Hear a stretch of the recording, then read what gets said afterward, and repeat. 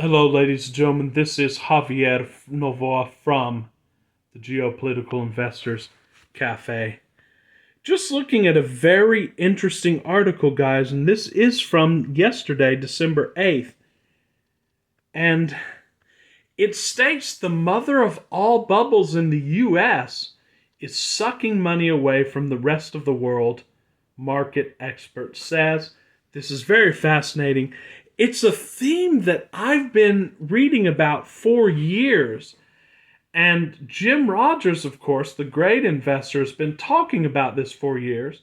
And many times he's been right. In fact, I did an interview with Jim Rogers. You can find it on this channel.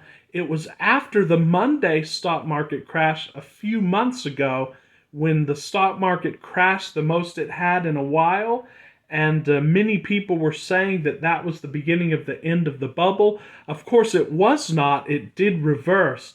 And that's a question in all of these predictions of the bubble bursting, is when is the timing? Because the impulse would be to short stocks, short American stocks. They are indeed high. Many of them have 100 times PE ratios. And I don't see how it can be carried over except through exuberance and except for more liquidity by the Treasury, or by the Federal Reserve rather, printing more money. We expect this to happen more in Trump's term, but for how much longer will we be buying companies at 70, 100, hundreds of times earnings? When will people see, or how long will people continue to see that as a good deal? The only way that I see fundamentally or macro that this could keep going is, of course, more and more liquidity. But that liquidity also, by economic law, as we know from Mises, must end in a crack up boom.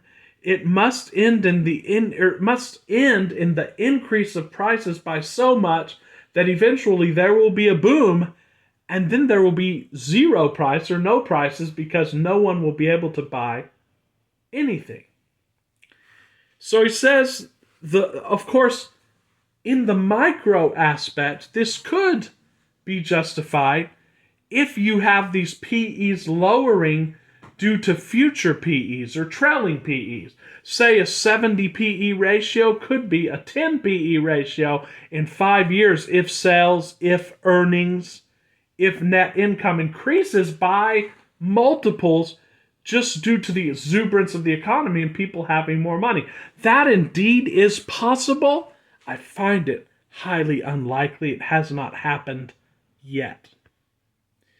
Jason Ma says, U.S. dominance over global financial markets has reached extreme levels, pointing to a bubble of epic proportions, according to Ruchir Sharma, chair of the Rockefeller International. In a column in the Financial Times last week, the market expert said investors around the world are putting more money in a single country than ever before. Now, will that money cause economic stimulus to justify the increase in prices? That's a macro question, and it could indeed be the case, guys. It could indeed be the case.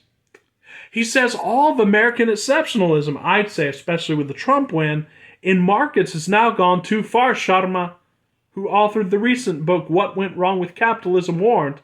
For example, U.S. companies now account for 70% of the leading global stock index, up from 30% in the 1980s, while the U.S. economy's share of GDP is just 27%, he noted. So the fundamentals do not seem to justify this massive increase in American equities. To be sure, U.S. growth has been more robust than elsewhere lately, and American companies are among the most profitable, but Sharma pointed to other metrics that indicate how out of whack markets have become, even after factoring out the AI boom that sent a handful of U.S. tech stocks to stratospheric levels.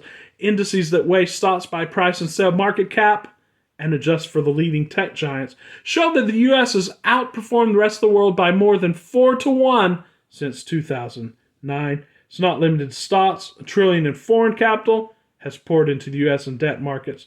So you see what he's saying here. A bubble is coming.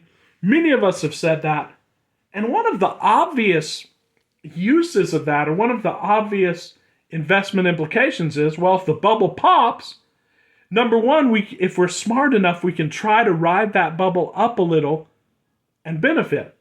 And when it pops, we need to be in a position to be able to buy the good companies that are then going to have much lower PE ratios. We're looking for what Mohnish Pabrai talks about, 1 PE ratio, or PE ratio of 1. Pabrai has said that he traveled to Turkey recently, and there are many companies that have a PE ratio of 1 or in the single digits in Turkey. And that is the next question, and it bodes particularly interesting for those of us on the Geopolitical Investment Cafe, and that is this. What companies, there is a draining of capital from certain companies or certain countries to the U.S. From what countries is the capital leaving, therefore causing lower prices and assets in those countries? What countries should we be looking at, legally of course, to purchase assets there, or to purchase stocks here that somehow relate to that, or other financial instruments that could benefit by the mispricing, by the underpricing of equities elsewhere? The only question to that is timing, and I do not know the timing. I would love to have a conversation with you. I would love for you to sound off in the comments and tell me what you think about that.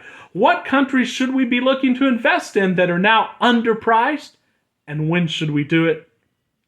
Just an interesting thought here from Javier here on the Geopolitical Investing Cafe. So I hope you have a great rest of the weekend, and going into the week, I hope we make a lot of money this week, and please talk to me. Let me know what you think. And until very soon, guys, this is Javier with the Geopolitical Investing Cafe. Have a good night.